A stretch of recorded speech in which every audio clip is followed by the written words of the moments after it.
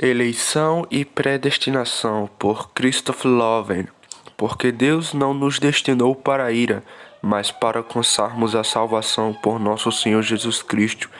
1 Tessalonicenses capítulo 5, versículo 9. A fim de prosseguir com esta grande doutrina da predestinação, estabelecerei outras conclusões doutrinárias a respeito dela. Primeiro, um homem que é ordenado e designado por Deus desde toda a eternidade para obter a salvação, pode saber que foi assim designado e ordenado. Não só o Senhor sabe quem são os seus, mas também um homem pode certamente saber que foi designado por Deus para obter a salvação. Mas os papistas são de outro julgamento e consideram essa verdade, que um homem pode ter certeza de sua salvação, como uma doutrina muito perniciosa e presunçosa. Eles sustentam que ele só pode ter uma fé conjectural, e não uma fé de certeza. Mas isso é uma inverdade manifesta, pois porque nosso Salvador deveria pedir aos seus discípulos, não tanto porque os Espíritos estavam sujeitos a eles, mas porque seus nomes foram escritos no céu. Lucas 10 e 20. Como eles poderiam se alegrar com este privilégio se o ignorassem, ou não pudessem saber que seus nomes estavam escritos no livro da vida? Assim o apóstolo diz, tendo-nos predestinado para filhos de adoção. Efésios 1:5. Assim, ao vencedor darei a comer do maná escondido e lhe darei uma pedra branca, e a pedra de um novo nome escrito que ninguém conhece senão aquele que o recebe. Apocalipse 2:17. O novo nome aqui é regeneração e a pedra branca é absolvição. Eles receberão a pedra branca, isto é, o Senhor lhe dará um selo, um penhor de seus próprios corações, que seus pecados são perdoados e que eles são trazidos a um estado de graça e salvação. E aquele que a recebe tem esta pedra branca, saberá que ele a tem. Mas vou provar e esclarecer isso ainda mais para você, demonstrando que um homem pode ter certeza de sua eleição, e isso por estas razões. Primeiro, porque Deus ordena que os homens trabalhem para garantir seu chamado e eleição. Pelo que antes, irmãos, diz o apóstolo, empenhem-se em confirmar a vossa vocação e eleição, 2 Pedro 1:10. Não certo da parte de Deus, mas certo em referência ao vosso conhecimento disso. Se eu não fosse algo atingível, o apóstolo nunca nos ordenaria a fazê-lo. Portanto, não é algo impossível, mas que pode ser obtido, e tem sido obtido por muitos dos preciosos servos de Deus. Segundo, outros homens podem ter conhecimento conjectural de nossa salvação, como em conhecer, irmãos amados, a vossa eleição de Deus. 1 Tessalonicenses capítulo 1, versículo 4. Paulo deu uma forte conjectura de que os tessalonicenses eram eleitos de Deus. Ora, agora, se outro homem pode adivinhar tão corretamente sobre nós, então muitos mais podemos ter certeza disso nós mesmos. Então, novamente, Paulo, falando de alguns de seus companheiros de trabalho, diz, cujos nomes estão escritos no livro da vida. Filipenses capítulo 4, versículo 3. Se os outros podem saber que nossos nomes estão no livro da vida, muito mais nós mesmos podemos ter certeza de nossa vocação e se assim for, também podemos ter certeza de nossa eleição. Para a vocação eficaz é uma marca infalível de nossa eleição. Romanos 8:30. E para que tenhamos certeza de nossa vocação, a Escritura muitas vezes menciona, e esta é a primeira conclusão doutrinária, aqueles que são eleitos e designados por Deus para obter a salvação podem saber e ter plena certeza de que são assim designados. Segundo ponto, nenhum homem pode saber com certeza que foi eleito e designado por Deus para obter a salvação, subindo e investigando os decretos e secretos de Deus. Pois quem conheceu a mente do Senhor ou quem foi o seu conselheiro? Romanos 11:34. Mas devemos buscá-lo e descobri-lo pela eficiência dos decretos de Deus em nossos corações. Se encontrarmos esses frutos e efeitos da eleição em nossos corações, que acompanham aqueles que são eleitos, então podemos concluir que somos eleitos. O apóstolo Pedro diz, dedicai toda a diligência para confirmar a vossa vocação e eleição.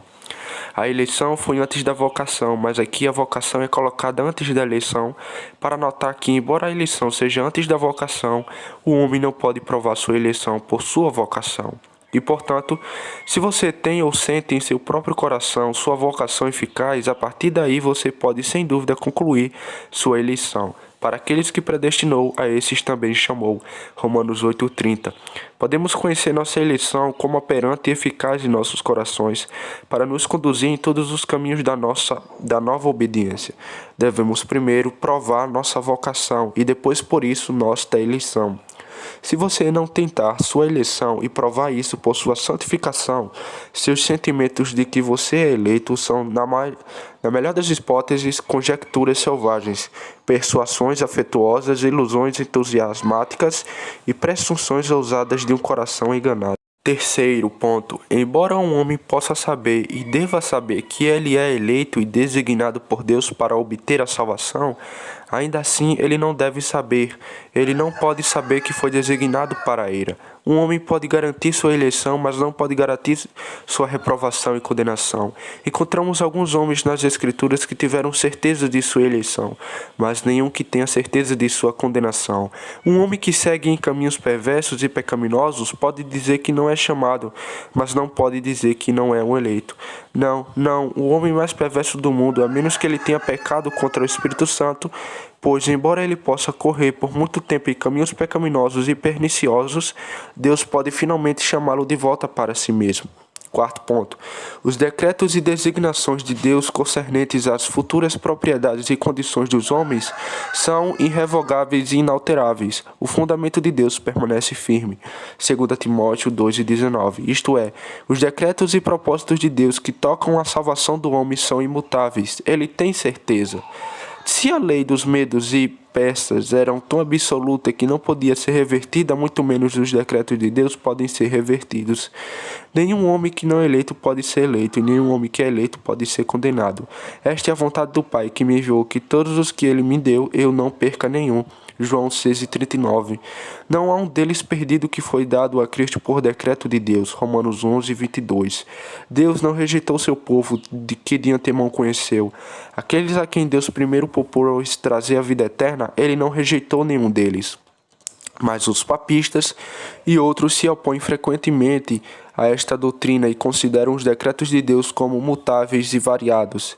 E neste dia, esta opinião irrompe entre nós. Há muitos que sustentam que os decretos de Deus são mutáveis, e há 3 lugares nas Escrituras que alegam provar isso. A primeira é aquela em João, onde Cristo diz aos seus discípulos: não escolhi 12, e um dentre vós não é um demônio? A partir disso, eles argumentam que todos aqueles que são escolhidos por Deus não obteram salvação por ele. Há uma escolha dupla, há uma escolha externa e uma interna. Entre eles você deve distinguir. Onde Cristo diz, não escolhi 12, e fala ali de uma escolha externa, ofício do apostolado. Judas não foi escolhido no decreto eterno da eleição de Deus, pois ele era o filho da perdição, e o inferno era o seu próprio lugar, mas apenas externamente para ser um apóstolo. Outro lugar da Escritura que ele alegam contra a imutabilidade dos decretos de Deus é que em Êxodo capítulo 32, versículo 32, onde Moisés ora que se Deus não perdoasse os pecados do seu povo, ele deveria apagar seu nome de seu livro. E o Senhor lhe disse: a quem pecar contra mim, eu apagarei o meu livro. Êxodo 32, verso 33. Agora eles dizem: se os nomes daqueles que estão escritos no livro da vida de Deus podem ser apagados, então os decretos de Deus são mutáveis. Assim é dito: se alguém tirar das palavras do livro desta profecia, Deus tirará a sua parte do livro da vida. Apocalipse 22, versículo 19. Responderei a essa objeção muito brevemente.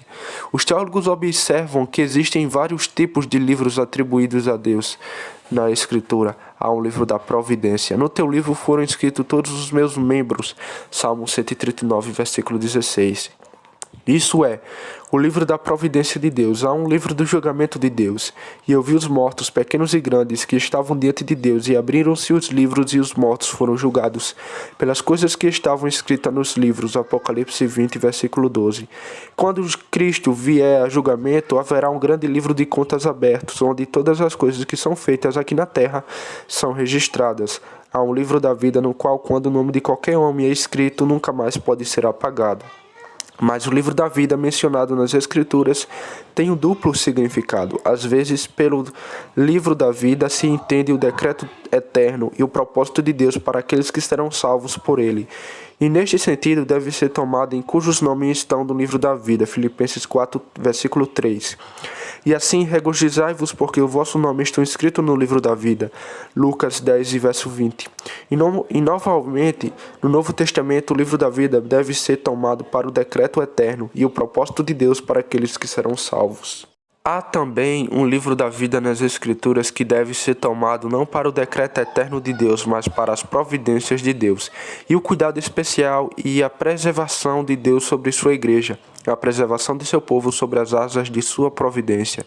Este é chamado livro da vida, como em aquele que peca contra mim, e a esse eu riscarei o meu livro. Êxodo 32, versículo 33. Isto é, aquele homem que continuar pecando perniciosamente, obstinadamente e presunçosamente, eu apagarei seu nome do meu livro. Isto é, eu o expulsarei da minha proteção e providência, ele será um homem excomungado. É nesse sentido, é tomado por Moisés quando ele desejou que Deus apagasse seu nome de seu livro. Assim diz Deus em Ezequiel: minha mão estará sobre os profetas que veem vaidade e mentiras divinas. Eles não estarão na assembleia do meu povo, nem serão escritos na escritura da casa de Israel. Ezequiel 13, versículo 9, que é como se ele tivesse dito: eles não serão escritos no livro de vida.